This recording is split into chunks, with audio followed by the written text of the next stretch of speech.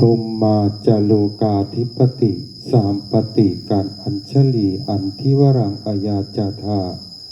สันติทะสัตตาปารชักขชาติกาเทเสตุธรรมังอนุกรรมปิมังปะชัง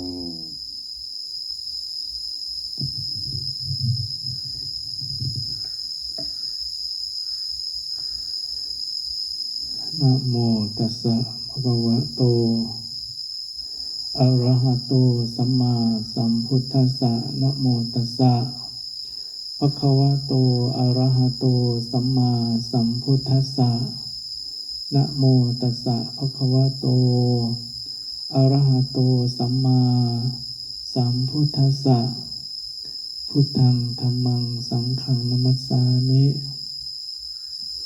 อิโตภรังสักกัจจังธัมโมโสตโพธิขอนอบน้อมแด่พระรัตนตรัยอันเป็นที่พึ่งที่ระลึกที่นึกถึงขอโอกาสพ่อแม่ครูบาอาจารย์พระเถรานุเถระพระภิกษุสามเณรทุกรูปขอเจริญพรเจริญธรรมเจริญศรัทธาญาติโยมทั้งหลายผู้ตั้งใจใฝ่ในศีลในธรรมกันทุกท่านทุกคนเทินเนาะเอามือลง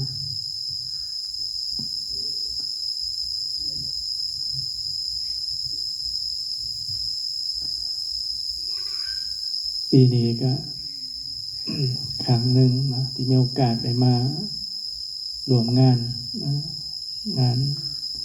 ปฏิบัติธรรมนะของครูบาอาจารย์นะและก็ญาติโยมซึ่งวัดไหลเอราวัณนะได้จัดขึ้นปีนี้เป็นปีที่3-4มั้งทุกปีก็มีการเปลี่ยนแปลงนะเปลี่ยนแปลงในทางที่ดีขึ้นครูบาอาจารย์ที่มาจากทางอื่นนะอาจจะบ่เข้าใจในป่านี้เนาะคือผมเนาะครูบาอาจารย์ก็อยู่ในเหตุการณ์ของการตั้งวัดใหม่ๆแต่สมัยน่าจะพระมาอยู่เป็นเหลืองเป็นล่าวนี่2141นะเพราะฉะนั้นป่าที่เฮาอยู่นี่กว่า 90% เกิดจากการปลูกนะปลูกในปี2541ในพรรษานั้นปลูกแต่ก่อนเข้าพรรษาปลูกเดือน4แล้วครับนะเดือน5เดือน6ในพรรษานะพระที่เคยเพิ่นมาอยู่นี่ตอนนี้เพิ่นก็สิกขาลาเพศไปเป็นพระรุ่นน้องมาอยู่นี่เพิ่นว่าให้ฟังฮดน้ำมันยังบ่ขึ้นนะครับนะวัดต้นใหม่เนี่ยยังบ่ขึ้นเดือนแจงกันแล้วลากซ้ายยางมาหดก็เลยมาเกิดเบิ่งโอ้นะนี่ว่าถึงต้นใหม่นะกว่าจะเป็นต้นกว่าจะเป็นลมเป็นเงาให้เฮาอยู่สบายตั้ง26-27 ปีนะ26-27 ปีแล้ววัดนี้ตั้งมา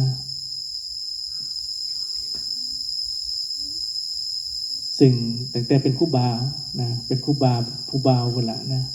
จนสิเป็นภาชลาแล้วเดี๋ยวนี้อยู่ในเหตุการณ์ที่เพิ่นตั้งวัดนี้เลยมาคิดเบิ่งการสร้างคุณงามความดีการสร้างบารมีเนี่ยสิ่งหนึ่งก็คืออาศัยการเวลานะการเวลาที่ผ่านมา20กว่าปีเกือบ30ปีนี้นะถ้าเป็นคนเกิดขึ้นมาก็มีลูกได้แล้วนะก็นานถือว่านานถ้าว่าของชีวิตของสวรรค์และเมืองนรกนี่แป๊บเดียวนะเพราะว่าพวกนี้เนี่ยเขาใส่อายุในภพอื่นเนี่ยมันเร็วนะบางภพของสวรรค์เนี่ยบ่ถึงครึ่งมือเลยวัดนี้สร้างบ่ถึงครึ่งมือนะแต่ว่าเวลาในโลกปัจจุบันนี้มันก็คือว่าละ25-26-27 ปีชีวิตเฮาเนี่ยคุณโยมมาท่านนี้นะครูบาอาจารย์ด้วยกันตั้งแต่ปี ปีกว่าแล้วนะไปอินเดียกลับมานะการนั่งจะบ่ได้นานนะนั่งท่านี้นะบ่ได้นานนั่งสมาธิก็บ่ได้นานเจ็บขาหาวิธีรักษาก็หลายหมอหลายโรงพยาบาลหลายทุกอย่างแหละนะก็เลยมาสรุปว่าคนเฮานี่มีปกติของความชรานะเรามีความแก่เป็นธรรมดาที่เฮาสวดเนี่ยโอ้มันแม่นตัวนี่นะหลีกจักหน่อยเฮาก็จะมีความตายเป็นธรรมดาทุกคนนะบ่พระสงฆ์บ่ไอ้เนี่ยพระสงฆ์เพิ่นบ่ตายคือโยมนะอันเพิ่นเบิดลมหายใจเขาเอิ้นมรณภาพไปนะโยมต้องตายชีวิตก่อนเฮาสิตายแหละเป็นเรื่องสำคัญคุณโยมนะมีนักปราชญ์เพิ่นเว้าไว้คนรุ่นใหม่เขาสิถามว่าเกิดมาแล้วได้อะไรฉันเกิดมาแล้วฉันได้อะไรนะแต่ผู้เฒ่าโบราณเป็นนักปราชญ์เป็นว่าเราควรถามตัวเองว่าเกิดมาแล้วเราได้ให้อะไรเฮาได้ให้หยังกับชีวิตนี่ชีวิตที่เฮายังมีลมหายใจอยู่นี้เฮาเฮ็ดอีหยังเกิดขึ้นมาในโลกให้เป็นประโยชน์ให้เป็นเรื่องที่จารึกไว้ในสิ่งที่ดีๆนะอย่าให้คนรุ่นหลังเบาไหวโอ้พ่อใหญ่นี่แม่ใหญ่นี่ย้อนเล่าตายยกแผ่นดินจึงสูงขึ้นว่าซั่นนะจังสันแสดงว่าเป็นประวัติศาสตร์ที่บ่ควรที่จะลึกนะประวัติศาสตร์ควรที่จะลึกควรที่จะลึกในเรื่องคุณงามความดี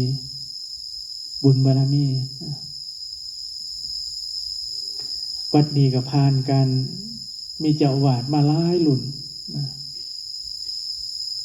ก็เปลี่ยนแปลงมาหลายนะสร้างหลังวัดดงโบกอยู่20 กว่าปีนะแต่ว่ามีเจ้าอาวาสหลายกว่าวัดดงโบกอีกครึ่งหนึ่งเพราะว่ายังนะจะโหอยู่คุณโยมเพราะยังนะขันเจ้าบ่หัวธรรมะกับโหคือกันได้คุณโยมเอ้ยนะเลยคุยกันกับหลวงพ่อวิสุทธิ์องค์กรขึ้นมาเนี่ยว่าโลกเฮานี่มีความเปลี่ยนแปลงบ่ว่าแต่โลกทุกอย่างมีความเปลี่ยนแปลงถ้าเฮารับความเปลี่ยนแปลงบ่ได้นี่เหมือนกับเฮาอยู่ในโลกบ่ได้อาตมาเคยคิดเด้อคุณโยมเคยคิดสมมุตินะสมมุติขึ้นมาความคิดมันสมมุติขึ้นมาสมมุติว่าเฮาสึกไปมื้ออื่นสมมุตินะเฮาสิอยู่ในโลกจังได๋น้อโลกเขาอยู่กันจังได๋น้อนะคิดบ่ออกเลยว่าเฮาสิมีชีวิตอยู่กับโลกได้จังได๋เพราะว่าเฮาเนี่ยอยู่ในสมณเพศจังซี่นี่30 กว่าปีนี่มันเหมือนกับบ่ได้หมุนตามโลกไปเท่าใดหมู่โลกเขาว่าไป4G 5G 6G นะแต่เฮายังเป็นโบราณนะความคิดยังโบราณอยู่ก็เลยมาคิดว่าเฮาบ่เหมาะสมกับโลกนี่เพิ่นว่าเฮาบ่หมุนตามโลกนะเรื่องการหมุนตามโลกบางเรื่องก็เป็นเรื่องดีบางเรื่องก็เป็นเรื่องบ่ดีนะสังเกตเบิ่งพ่อแม่ปู่ย่าตายายเลี้ยงลูกหลานในสมัยก่อนเลี้ยงลูกในระบบความอดทนนะสร้างความอดทนให้เกิดมีกับลูกหลานคู่มือเนี่ยการตีลูกตีหลานบ่ว่าคุณครูตีนักเรียนเนี่ยเขาเอ่นว่าเป็นทารุณกรรมว่าได้ตีบ่ได้นะคนรุ่นใหม่มันก็เลยบ่ฮู้จักความอดทนเป็นจังไดคำว่าอดทนคำว่าขันติมีในหนังสือเด็กน้อยประจักษ์แต่ก่อนนี่โอ้ยยายก็สิฮู้ตอนเวลากินข้าว ขันบ่ครบองค์ประชุมโดยเฉพาะประธานใหญ่อีพอเนี่ยนะบ่มานั่งลงพระเขามันสิยินใดวะนี่สิยิบยังใดบ่ยิบกับเขามืดโอ้ยถึงแม่ตีมือละเดี๋ยวพอกินก่อนนะคู่มือมีบ่นะจะอาตมามักคืดเบิ่งเนาะบางอย่างก็เป็นเรื่องดีนะสมัยก่อนนี่รถแล่นลอยนี่โอ้ยถือว่ารถเร็วเฮงเด้นะคู่มือรถแล่นลอยรถแล่นบ่ถึงลอยนี่บ่ได้นะสมัยก่อนสิได้กินน้ำสร้างนะเฮ็ดน้ำสร้างแต่ก่อนบ่มีน้ำบาดาล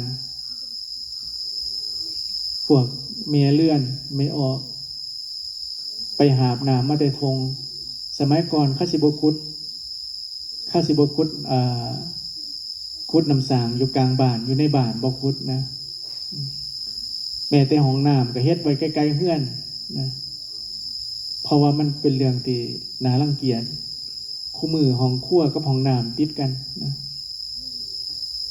มานั่งเบิ่งนะคิดถึงเรื่องอนาคตคิดถึงเรื่องอดีตคิดถึงเรื่องปัจจุบันเฮาสิมีเห็นความเปลี่ยนแปลงหลายอย่างทัศนคติ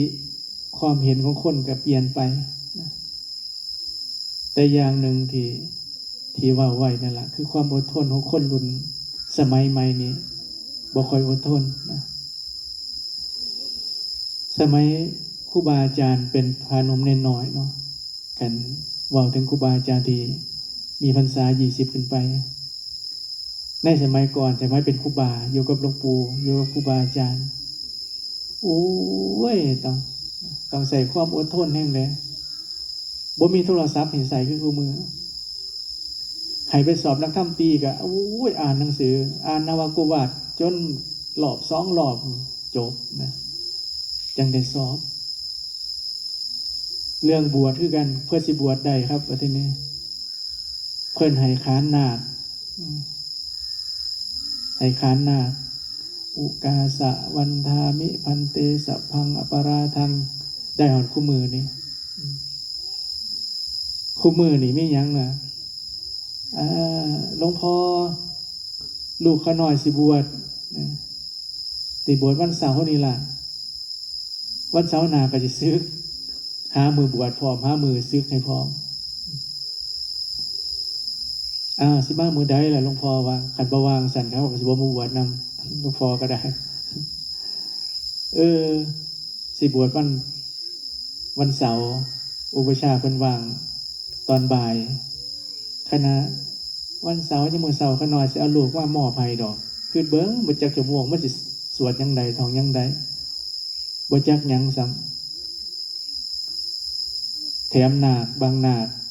กินบักละมุดก็ยังบ่ทันเบิดจากปากอยู่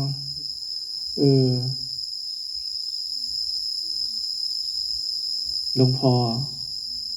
ครูสวดบอกอามะพันเตลามะพันเตเพิ่นว่าเนำนะอามะพันเตลามะพันเตนะโว้ยหลวงพ่อจะหายเอาถ้าเบิ่งหนังมาหลายจังนี่เพิ่นว่าเมื่อที่เป็นลามะเนี่ยพวกนักบวชลามะเด้มาบวชเพิ่นก็สิว่าลามะคือกันสิว่าบ่จักนะลามะพันเตนะนี่เรื่องจริงนี่นะ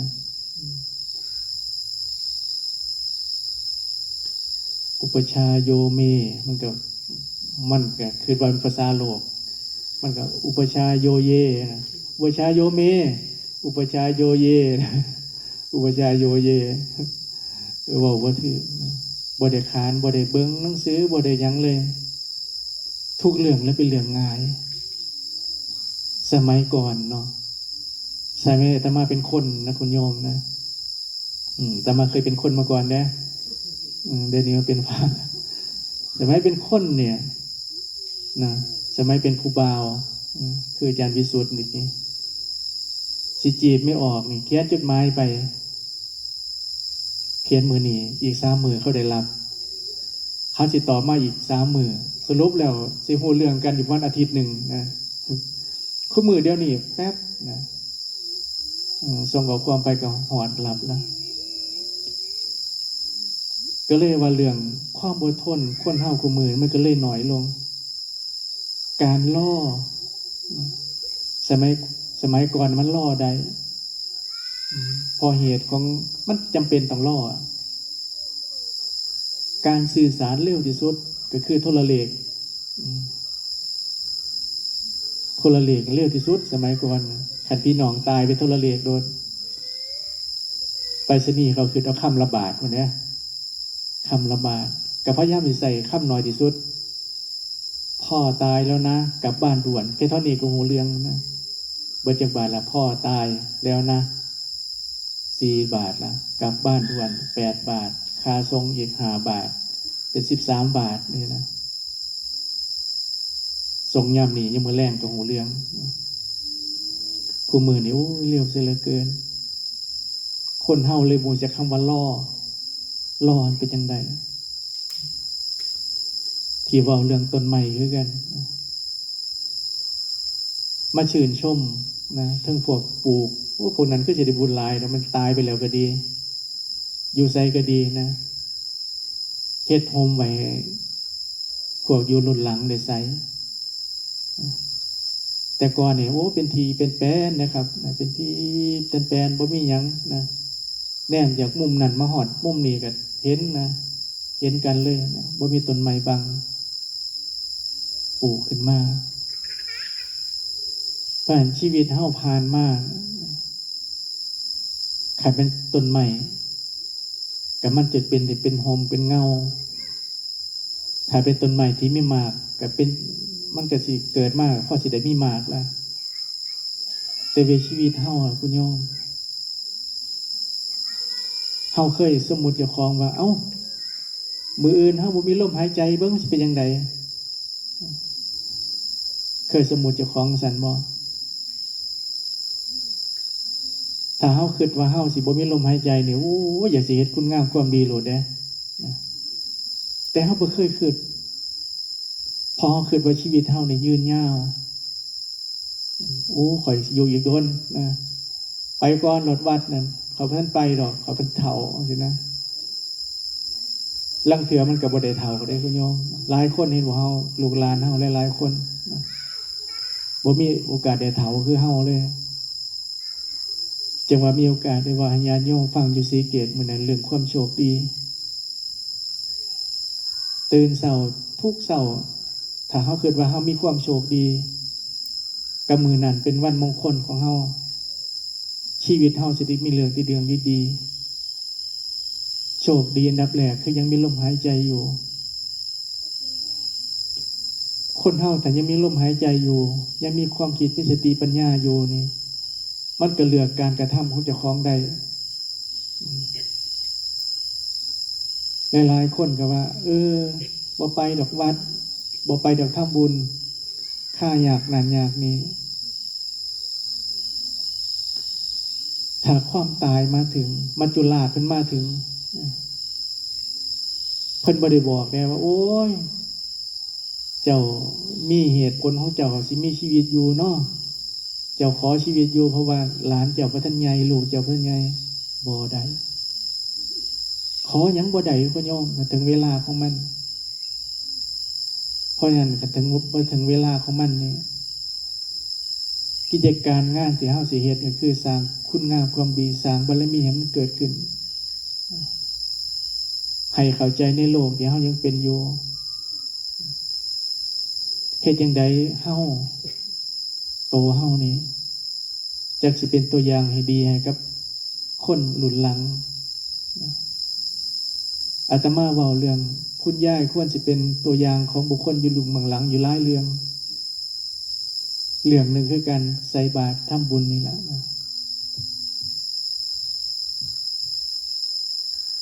อาตมาฝึกเด็กน้อยผู้หนึ่งให้มันตั้งใจเข้าวัดตั้งใจใส่บาตรนะคือหลานสาวของโยมนะตั้งใจว่ามันได้ทำบุญนะคู่มือนี่บ่ได้คันบ่ได้ใส่บาตรนี่บ่ได้นะอาตมาว่าถ้ามันมีนิสัยที่ดีล่ะคุณโยมนะ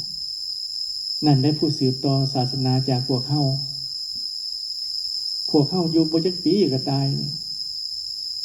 เฮ็ดจังได๋ผู้สืบต่อศาสนาจากพวกเฮามันสิเป็น ผู้สืบต่อที่ถือต้องได้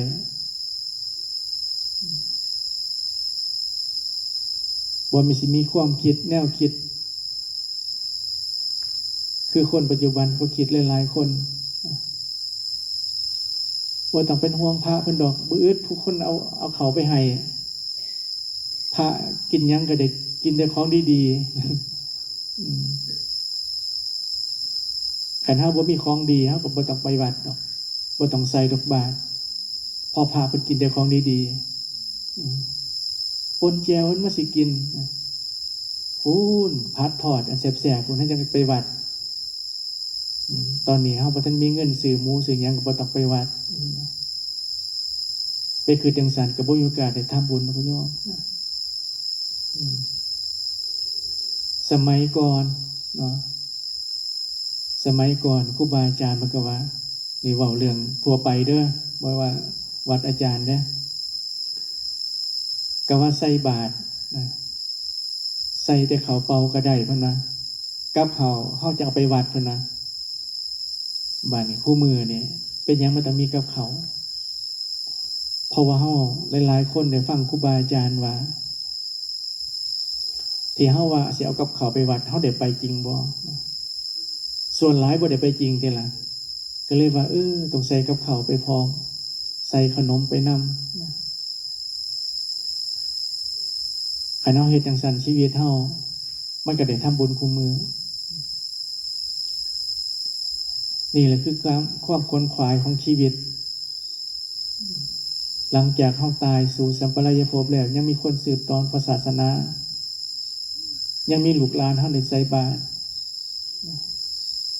ส่วนหนึ่งเขาก็อุทิศบุญกุศลให้เฮานะโอ้สาธุเด้อยายย้อนเจ้าพาข่อยใส่บาตรแต่น้อยข่อยเลยมีนิสัยได้ใส่บาตรส่วนบุญส่วนกุศลที่ข่อยใส่บาตรนี่ก็ขอให้ถึงเจ้าเด้อนะ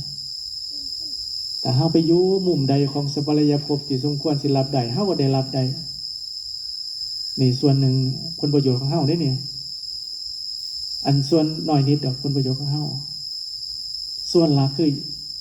ยังพระศาสนาให้เจริญรุ่งเรืองในโลกต่อไปพระสงฆ์องค์เจ้าก็ได้รับบิณฑบาตจากพวกเจ้าเพิ่นบ่สามารถบ่แม่นบ่สามารถเพิ่นก็เฮ็ดได้เด้นะโอ้เฮานี่ยากหลายหมู่บ้านเฮายากหลายนะเฮาไปซื้อข้าวซื้อเนื้อหมูมาไว้ใส่ตู้เย็นใส่ครัวไว้เนาะเดี๋ยวอาจารย์เพิ่นสิหงหาเองดอกถ้าชื่อจังซั่นบ่คุณโยมนะในพระวินัยเพิ่นบ่อนุญาตให้เฮ็ดจังซั่นเพราะหยังผู้เจ้าเพิ่นตั้งใจให้พระนี่เป็นผู้อยู่ง่ายกินง่ายในสังคมที่เพิ่นอยู่พระคู่มือนะครูบาอาจารย์สมัยคู่มือนี่มันก็บ่อดอยากแลนแขนคือสมัยผู้เจ้าเพิ่นเว้าเรื่องความอดอยากแลนแขนคุณโยมนะเข้าปลายคือบนมันจะโหต้องเข้าปลายเนาะเข้าปลายกำนำสมพักเนี่ย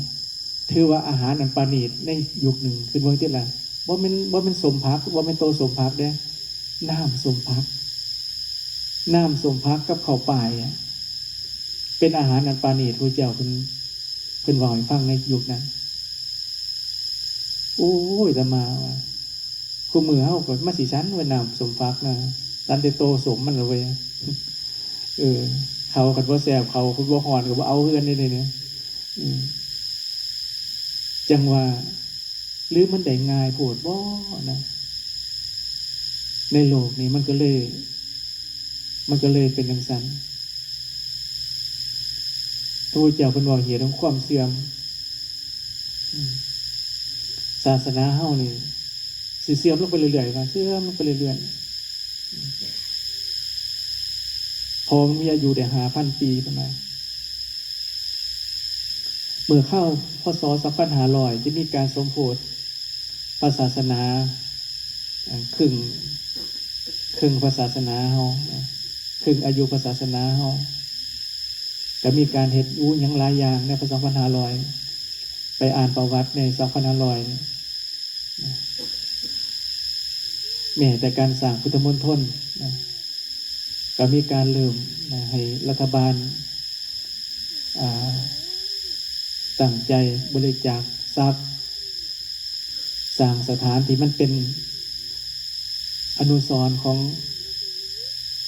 การเพิงศาสนาของเรา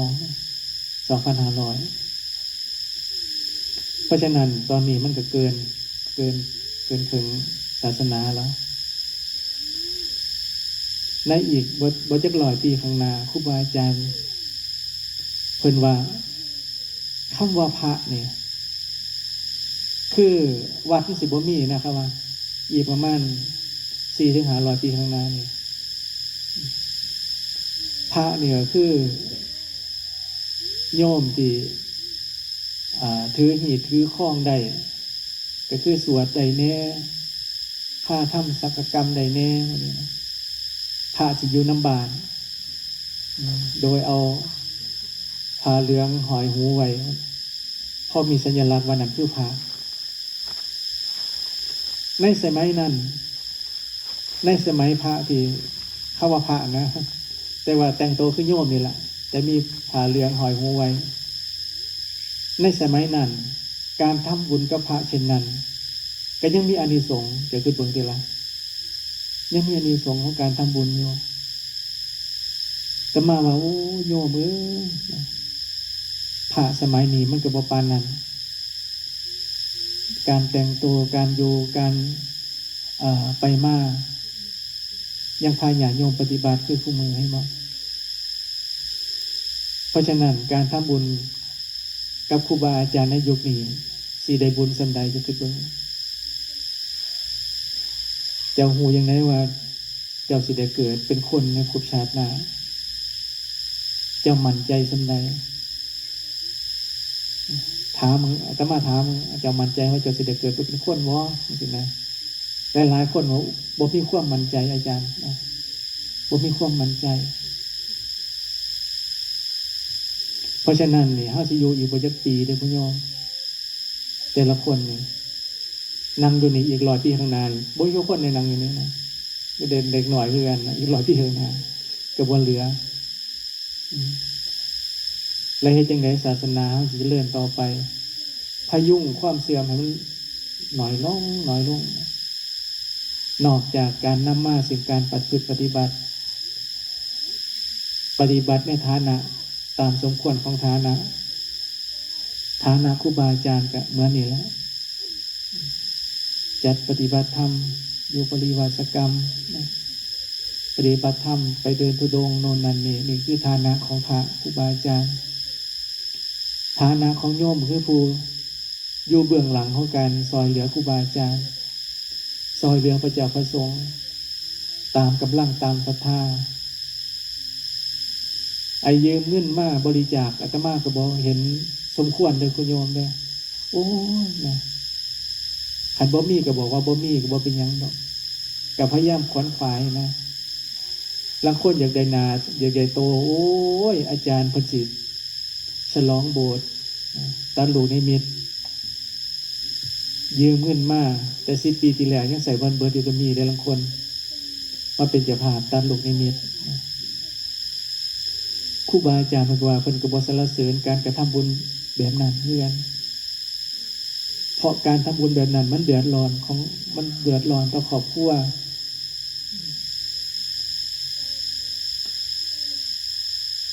ขอโอกาสให้ครูบาอาจารย์นั่งนานบ่ได้แล้ววันนี้ขอยันขาแป๊บนึง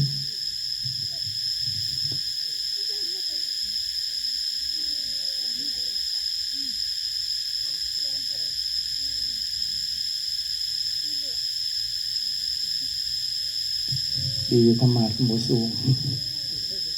ถ้าเป็นธรรมะสูงนี่ขอในฐานะผู้แสดงธรรมมาเด้อเฮ็ดธรรมะใหม่เด้อนะขอใจละโยมเมื่อกี้เนี่ยลืมละเปลี่ยนทากับเปลี่ยนลืมเลยเด้อเนี่ยให้เฮาปฏิบัติต่อศาสนาในหน้าที่นะในหน้าที่ในฐานะที่เฮาควรเฮ็ดได้บางคนว่าโอ้ก็สิหาเงินไว้หลายๆดอก คันข่อยตายไปลูกหลานข่อยสิเฮ็ดน้ำข่อยเจ้าก็เห็นหลายคนหรือตัวมันเฮ็ดน้ำเจ้าบ่นะนี่เรื่องจริงเด้คุณโยมพ่อแม่มีศรัทธาสร้างวัดนะที่เป็นทีโฉนดนะนิมนต์ครูบาอาจารย์มีหอดศาลามีหอดเมียนหอดเผาศพพุ่นแล้วนะโรงครัวมีเบิดบัดพ่อตายลูกฟ้องศาลนะวัดเป็นวัดห่างเลยเขาเหลือออกเบิดคุณโยมหรือจากวัดเอามาเฮ็ดรีสอร์ทเหตุการณ์นี้เกิดอยู่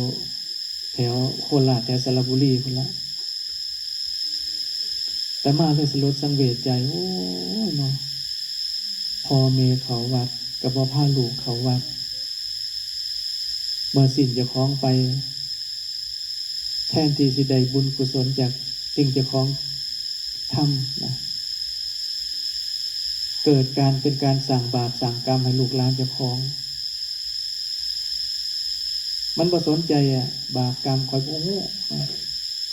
กับมันเป็นทีซื่อของข่อยไปฟ้องเป็นผู้จัดการมรดกก็เลย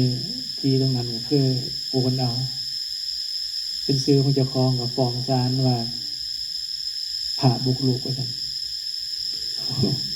บุกรุกได้อยู่มาเป็น10 ปีพี่น้องมีเรื่องนี้เรื่องจริงเกิดขึ้นมาแล้วสลดสังเวชใจแห่งคุณโยมละครั้งเขาก็ปลดไปขายเป็นกิโลพระหนึ่งเขาก็ประกาศเลขวัดใดสิมาเอาพระเอาไปเด้อเขาว่าองค์ที่เพิ่นสร้างว่าที่มันอยู่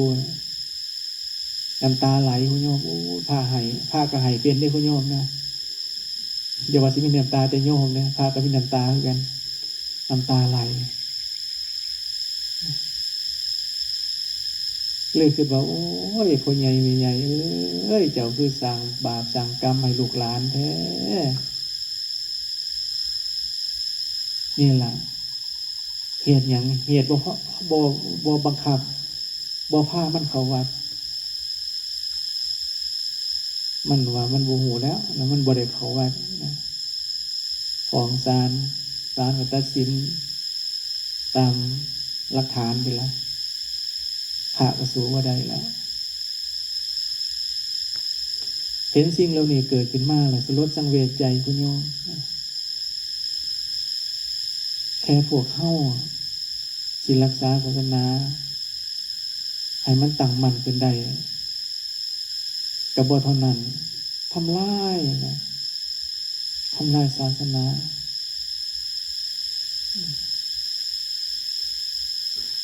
ใครอยู่ที่วัดนี่บ่เป็นทีของไผ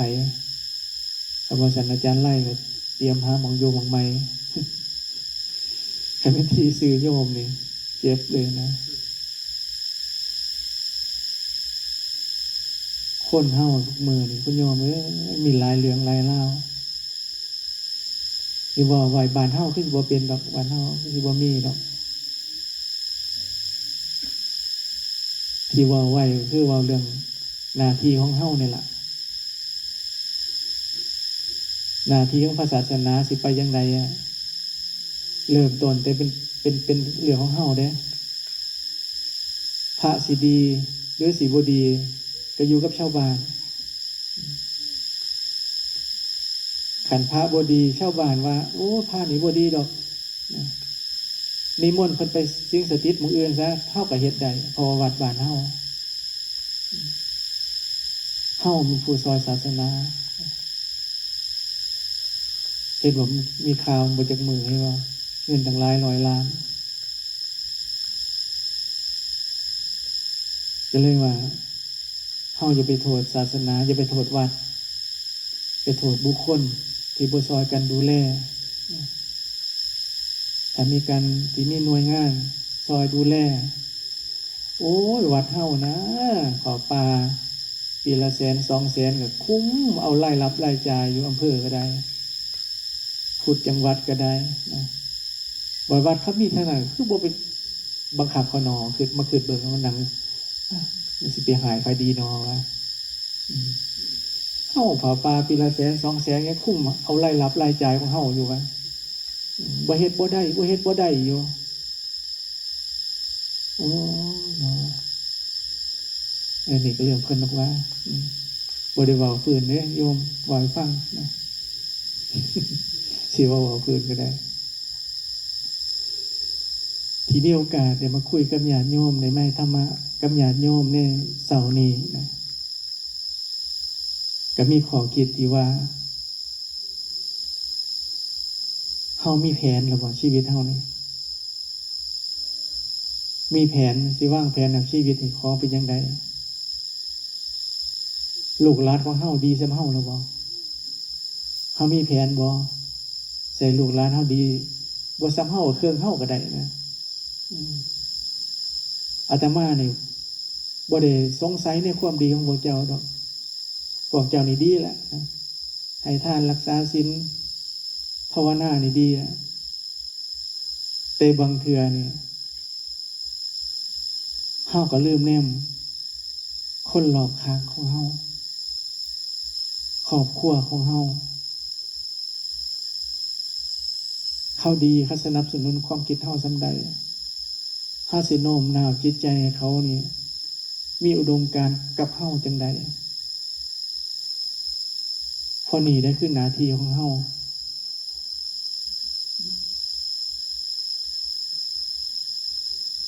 พอใหญ่เราถวายทีสั่งวันแล้วก็ได้บุญไปแล้วแต่วัดลูกมายึดเอาว่าเป็นทีมาสร้างรีสอร์ทขับไล่พาออกไปมันก็เป็นบาปของลูกขันสมมติว่าเจ้าเป็นคนอยู่นี่ละมีคนหนึ่งมาเอาลูกของเจ้าลูกอันเป็นที่ฮักของเจ้าหรอมาตีต่อหน้าเจ้านี่เจ้าสิพอใจบ่บุคคลอันเป็นที่รักของเจ้าเจ็บปวดต่อหน้าเจ้าพอใจบ่โอ้ยจะมาจะมันยกมือสวมหัวนำพระเวสสันดรพามสู้โศกนะลากลูกเราตีลูกเราต่อหน้าเราบ่เป็นเราบ่หักนะกันหาชาลีแล้วก็โย่เฮือนได้พระเวสสันดรคนนางอยู่โย่เฮือนว่าการข้อพามซะเนาะสิบ่จักกันนะคือเห็นปณิธานความตั้งใจของห่วยทานแล้วคือทานตัวหายแล้วก็หายแล้วตัวคนใหญ่ไม่ใหญ่บางคนมาเป็นนักสันได้นะลูกสาวแต่งงานนี่ทีมองนี่กูหายมึงเด้องัวตัวนี้ควายตัวนี้กูหายมึงเด้อ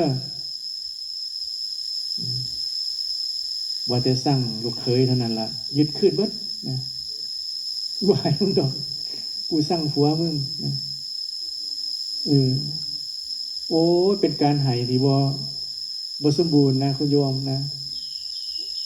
หายบ่สมบูรณ์ใดหายบ่ขาดพระเวสสันดรเนี่ยเพิ่นหายขาดเลยนะนั่นล่ะแต่มาเปรียบเทียบให้โยมฟังว่าถ้าพระเจ้ายืนเบิ่งลูกเจ้าตกนรกต่อหน้าเจ้านี่ส่วนหนึ่งของการตกนรกของมันน่ะเกิดจากเฮาเกิดจากเฮาคันเฮาจัดการบริหารดีๆลูกหลานมันเข้าใจศีลธรรมคือเฮาโอ้ยมันก็ได้ไปเกิดนำเฮาเป็นเทวดามันก็ได้เป็นเทวดานำเฮาได้เป็นเทวดาย้อนเฮาสร้างวัดสร้างว่าลูกหลานมาตกนรกย้อนมันลบล้างศาสนาซื่อข่อยบ่ตกนรกข่อยไปเข้าศาสนาอื่นนั่นนะบางคนเป็นจังซั่นนะข่อยไปเข้าศาสนาอื่นเพราะศาสนานั้นบ่มีนรกคุณโยมเอ้ยอาตมาก็บ่เห็นกับตาดอกนรกเป็นจังไดนะแต่อาตมาเชื่อครูบาอาจารย์ที่เพิ่นไปเห็นมาก่อนสรุปก็คือบ่น่าไปเลยล่ะมองนั้นนะบ่น่าไปอยู่เลยมองนั้นนี่ว่าสู่โยมฟังเด้อ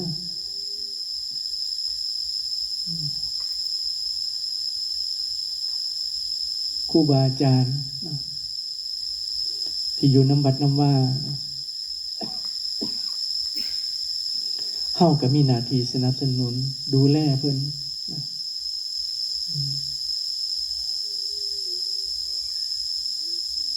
บ่แม่นโจรเพิ่นสิบ่มีค่าน้ำค่าไฟก็บ่ดูแลเพิ่น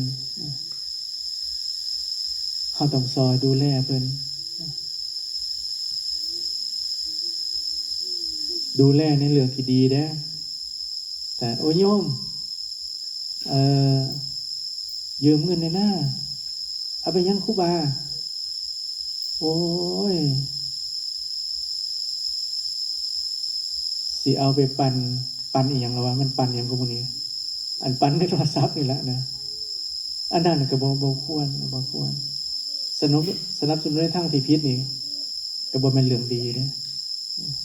บ่แม่นสนับสนุนโอ้อาจารย์บอกสนับสนุนครูบาเพิ่นขอหยังก็ให้เบิดใครเพิ่นสิมายืมโยมก็บ่ต้องให้ยืมดอกเด้อนะแต่ถามเหตุผลเพิ่นคันเรื่องที่เป็นประโยชน์ถวายหมดนะถวายเลยบ่ต้องให้ยืมโอ้ยอาจารย์ครูบาเขาหน่อยบ่ให้ยืมเด้อมันสิเป็นหนี้ต่อกันนะเป็นหนี้ก็บ่ดีปานใดนะสิถวายเลยตามสาระนะเพิ่นยืม 1,000 ถ้ามี300เฮาก็ถวาย300นี่ละนะขน่อยมีเท่านี้เด้อบ่ให้ยืมถวายเอาไปใส่ค่าไฟนะเอาไปใส่ค่าน้ำซะว่าซั่นนะนี่เป็นการสนับสนุนในทางที่ถูกต้องกำลังเกิดได้ปันสล็อตปันสล็อตกูมันดังในปันสล็อตอาตมากับวงหูดอกมันเป็นยังไงนะเคยถามลูกน้องมันคือยังคนติดหลายที่ไอ้ปันสล็อตเนี่ยอาจารย์อยากให้หูบ่เพื่อสิพาเห็นพี่บ้านั่นล่ะแม้แต่วงการสงฆ์ก็เริ่มสิมีนะครูบาอาจารย์ก็คือสิบ่มีหรอกคือเนาะอยู่นี่คือตั้งใจดอกปฏิบัติเย็นมีครูบาอาจารย์ผมนี่มีลูกน้องสร้างเว็บขึ้นมาลูกน้องผมนี่นะงั้นว่าสู่ฟังคู่มือนี่เขาว่ามันใส่ AI คือความอัจฉริยภาพของคอมพิวเตอร์เฮาเล่นว่าเกินเครื่องมือมันหูนิสัยเฮาเบิดนะมันหูนิสัยเฮาเลยว่าเฮาสิมาทาใดก็เลยถามว่ามันเคยมีบ่เฮ้ยว่าอันบักนึงมันเล่นแล้วมันก็เศร้าเล่นเลยมันว่าร้อยคนเนี่ยสิมีอยู่คนนึงนะมันนะแท้ๆ100คนสิบ่มีแต่มันว่าเล่นแล้วเศร้าเลยนะบ่มีนะเพราะฉะนั้นนี่มันว่าจะอยู่ในเข้านักวิทยานักจิตวิทยาผู้ใดไปดูแลบอลเขาว่าคนมักหยังคนอยู่กับหยังสินะอาตมาเลยว่าโอ้ยคุณโยมเลยจะเป็นพวกนี้มันเฮ็ดหน้าทั้งหลังเฮาอีหลีอย่าให้ลูกหลานไปอยู่ในสิ่งเหล่านั้นครูบาอาจารย์คือกันมีพระมีเณรที่บวชใหม่มีนิสัยของฉันก็บอกกันมันเป็นความสนุกเป็นความเพลิดเพลินซึ่งนำความทุกข์มาให้บ่มีประโยชน์ว่าเป็นโทษอีกคู่มือก็มีหลายคุณโยมอาตมาก็ถือคือกันเนี่ยอันคอนเซนเตอร์นี่นะอาตมาก็ศึกษาวิธีทางแนวทางของเขาอยู่ใครอยู่อาตมาก็ระวังโตอยู่นะระวังโตอยู่หรอกนะให้ครูบาอาจารย์ฉลาดในสิ่งเหล่านี้ไผเว้าเรื่องเงินบัญชีเว้าเรื่องรายได้อะไรนั่นแหละจบบ่ต้องเว้ากับเฮานะธนาคารนี่ว่ามีธนาคารใดคุยกับลูกค้าตำรวจคนใดก็บ่เคยแอดไลน์นอกจากตำรวจหมู่ตำรวจเพื่อนตำรวจโยมฮู้จักกันอาจจะแอดไลน์กันอยู่แต่ว่าทั้งอื่นเนี่ยตำรวจขอแอดไลน์นะอย่าไปแอดไลน์อย่างเงี้ยหมู่ผมเสียองค์ละ700,000ก็มีองค์ละ300,000ก็มีนะเพิ่นก็บ่มีดอกเงินไปยืมครูบาอาจารย์อื่นอีกโอ้เดือดร้อนกันหลายวัดเลยบัดนี้ วัดนั้นหูแล้ว โอ้ยถือตัวว่าซั่นถือว่าช่วยเป็นน้ำกัน ผมก็บ่เอาน้ำเด้อนะ ก็เลยจะสิว่าจังใดนะ700,000มันบ่หลายบ่น้อยเด้ครับ700,000แต่ครูบาอาจารย์บางนี่คืออาจารย์นิสุทธิ์มันบ่หลายดอกก็สิว่าบ่จักนะเพิ่นมีหลาย แต่อาตมามีหลายบ่หลายเท่าเพิ่นบ่จักนะก็เลยว่ามันหลายอย่าสิไปหลงเชื่ออีหยังง่ายๆนะมีหยังให้ปรึกษาญาติโยมมีแต่เรื่องเงินครับเรื่องเงินสำคัญนะครับปรึกษาญาติโยมผู้ที่เขามีความรู้เพิ่นให้เฮ็ดจังซั่นจังซี่โยมมันแม่นบ่ล่ะโยมจังซี่เราลองถามเขา มันสิบอกเลย1หามบอกผู้ใดนะเฮาสิรวยผู้เดียวมันสิบอกจังซั่นนะมันสิมาแนวทางนี้ขันมาแนวทางนี้น่ะเสียอย่างเดียวครับบ่เสียน้อยก็เสียหลายองค์ละ 2-3 แสนน่ะหลายแฮงครูบาอาจารย์ผมก็ย้อนมีบัญชีส่วนตัวนี่แหละบ่เปิดเผยแต่ว่าองค์700,000กับองค์300,000นั่นเปิดเผยนะเอาเว้าสู่ฟังจะได้พาไปแจ้งความอาตมาก็ได้โอ้พาหมู่ไปแจ้งความว่าจะขึ้นโรงพักย้อนหยังย้อนคอนเซ็นเตอร์นะเคยมีมาแล้วปกิณกาธรรมเนาะภาคเสาร์นี้ขอพลานิสงส์บุญกุศลนะที่ครูบาอาจารย์รวมทั้งคณะญาติโยมได้ตั้งใจกระทำบำเพ็ญมาเพราะว่าบุญกุศลทำในครั้งนี้หรือครั้งไหนๆก็ดีนะขอบุญกุศลทั้งหลายเหล่านั้นจงน้อมรวมเป็นตบะเป็นเดชะเป็นพลวะเป็นปัจจัยเป็นกุศลทรงให้ชีวิตของเฮานะประสบกับความร่มเย็นมีความสุขมีอายุวันนะสุขะพละปฏิภาณธนสารสมบัติคิดปรารถนาสิ่งหนึ่งประการใดที่ชอบประกอบด้วยธรรมขอความปรารถนานั้นจงสำเร็จจงสำเร็จกันทุกท่านทุกคนเถิดสาธุสาธุสาธุอนุโมทามิ